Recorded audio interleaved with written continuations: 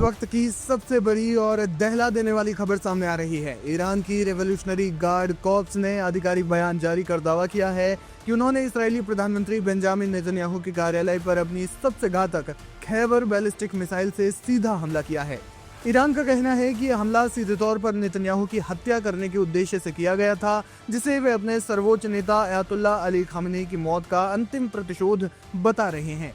दरअसल मामला तब ज्यादा खतरनाक हो गया जब अमेरिका और इसराइल के एक संयुक्त हवाई हमले में ईरान के supreme leader Ayatollah Ali Khamenei के मारे जाने की खबर आई। इस घटना ने पूरे मुस्लिम जगत और विशेषकर शिया समुदाय को आक्रोश में ला दिया। ईरान ने तेहरान की जामकरन मस्जिद पर बदले का लाल झंडा फहराते हुए कसम खाई कि वे इसराइल के शीर्ष नेतृत्व को नेस्तनाबूद कर देंगे। सोमवार को IRGC ने दर्जनों मिसाइलें इसराइल की ओर दागी। ईरानी मीडिया रिपोर्ट्स के अनुसार खैबर मिसाइल, जो कि 2000 किलोमीटर की रेंज और भारी तबाही मचाने वाले वॉरहेड से लैस है, उसने यरूशलेम स्थित प्रधानमंत्री कार्यालय और सुरक्षा घेरे को भेद दिया। ईरान का दावा है कि इस हमले में नेतन्याहू और उनके वॉर कैबिनेट के कई वरिष्ठ सदस्य निशाने पर थे। ये युद्ध अब केवल ईरान और इसराइल तक सीमित नहीं रह गया है। ईरान ने अपनी मिसाइलों का रुख उन खाड़ी देशों की ओर भी मोड़ दिया है जहां अमेरिकी सैन्य ठिकाने मौजूद हैं। ईरान ने दुबई इंटरनेशनल एयरपोर्ट के पास और कुवैत में स्थित अमेरिकी ठिकानों पर हमले किए। पूरे मिडिल ईस्ट का एयर स्पेस बंद कर दिया गया है, जिससे वैश्विक विमानन सेवा चरमरा गई है। कच्चे तेल की कीमतें $150 प्रति बैरल को पार करने की आशंका है, जिससे वैश्विक अर्थव्यवस्था पर संकट के बादल मंडरा रहे हैं। इसराइल की प्रतिक्रिया और जमीनी हकीकत।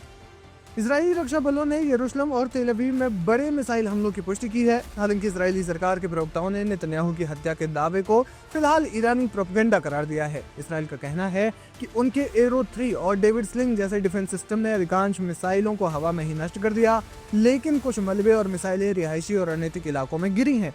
यरूशलेम से आ रही रिपोर्ट के मुताबिक प्रधानमंत्री कार्यालय के आसपास के इलाकों को पूरी तरह से सील कर दिया गया है और वहां से धुएं के गुबार उड़ते हुए देखे गए हैं।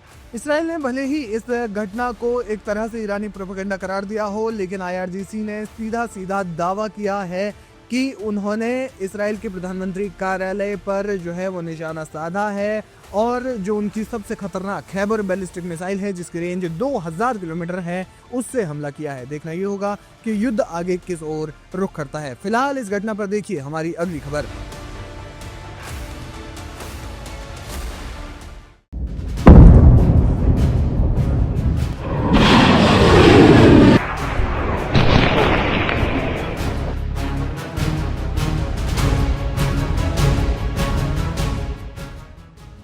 मिडिल ईस्ट में हालात अब ज्यादा गंभीर हो गए हैं। अमेरिका इजराइल की तरफ से ईरान पर लगातार हमले हो रहे हैं, लेकिन अब ईरान भी इन हमलों का जवाब लगातार दे रहा है। ईरान के supreme leader Ayatollah Ali Khamenei की मौत से मिडिल ईस्ट में टेंशन और ज्यादा अब बढ़ चुकी है। अमेरिका इजराइल के साथ चल रही जंग में लेबनान में बसा ईरान समर्थित संगठन हिजबुल्लाह भी अब कूद पड़ा है। हिजबुल्लाह ने इजराइल में रॉकेट और ड्रोन से किए गए हमलों की जिम्मेदारी ले ली है। न्यूज एजेंसी AFP की रिपोर्ट के मुताबिक हिजबुल्लाह ने एक बयान जारी कर बताया है कि उसने इजराइल पर मिसाइल और ड्रोन से हमला किया है। हिजबुल्लाह ने इसे लेकर कहा कि यह हमला अयातुल्ला अली खामेनी की मौत का बदला लेने, लेबनान और उसके लोगों की रक्षा करने और इजराइल के बार बार हो रहे हमलों के जवाब में किया गया है। इजरायली सेना ने बताया कि उसने सोमवार को पूरे लेबनान में हिजबुल्लाह के ठिकानों पर हमले किए। इजराइल की सेना ने बयान जारी करते हुए कहा कि इजराइल की ओर से दागे गए रॉकेटों के जवाब में इजरायली सेना ने लेबनान में हिजबुल्लाह के ठिकानों पर हमला करना शुरू कर दिया है। इजरायली सेना ने बताया कि उसने सीमा के उस पार से आए रॉकेटों को हवा में ही मार गिराया। वहीं कुछ रॉकेट खाली इलाकों में गिरे हैं। इन हमलों में किसी तरह के नुकसान या किसी के घायल होने की अभी तक कोई खबर नहीं है। इसी बीच दक्षिणी बेरूत पर हमला किया गया है। IDF का दावा है कि हिजबुल्लाह नेता निशाने पर थे, जिसे लेकर अब चौंकाने वाली बात सामने आई है। इसके मुताबिक इजरायली हमले में बेरूत में हिजबुल्लाह के संसदीय नेता मोहम्मद रात की मौत हो चुकी है। इस बात की पुष्टि अल अरबिया की तरफ से की गई है। फिलहाल अब हिजबुल्लाह ने जिस तरीके से अपने एक नेता को खोया है, उसके बाद माना जा रहा है कि हिजबुल्लाह एक बार फिर इजराइल पर हमला करेगा। जिस तरीके से हिजबुल्लाह ईरान के समर्थन में उतरकर इजराइल पर हमले कर रहा है, मिसाइलें दाग रहा है, उसका जवाब इजराइल ने भी दिया है। लेकिन अब माना जा रहा है कि ये जंग और तेज हो जाएगी, क्योंकि आयतुल्लाह अली खामेनेई के बाद अब हिजबुल्लाह ने अपने एक नेता को खोया है, जिससे अब हमला गंभीर होगा हिजबुल्लाह की तरफ से। हिजबुल्लाह ने खुद इस बात का दावा कर दिया है। अब देखना होगा कि इन हमलों का जवाब इजराइल की ओर से कैसे दिया जाएगा।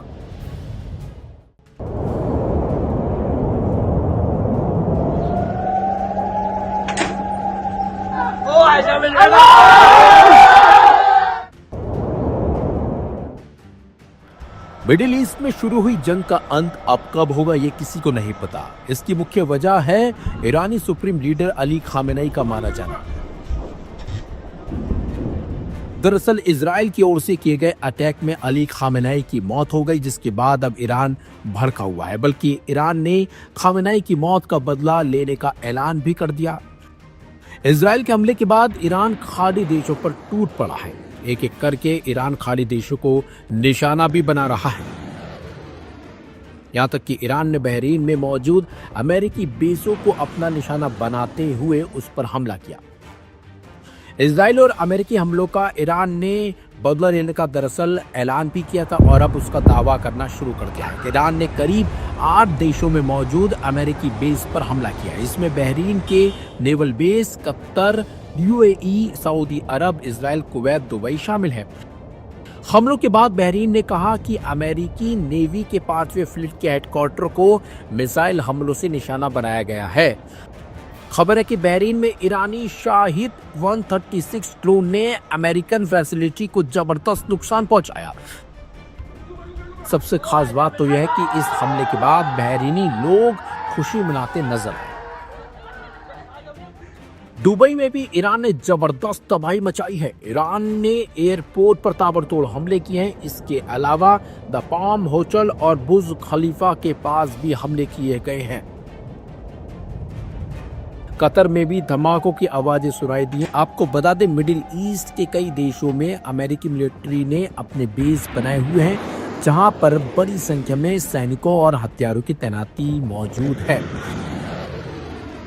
इससे पहले अमेरिका और इजराइल ने शनिवार को पूरे ईरान में टारगेट करते हुए एक बड़ा हमला किया था। अमेरिकी राष्ट्रपति डोनाल्ड ट्रंप ने ईरानी लोगों से अपनी सरकार पर कब्जा करने की अपील की थी।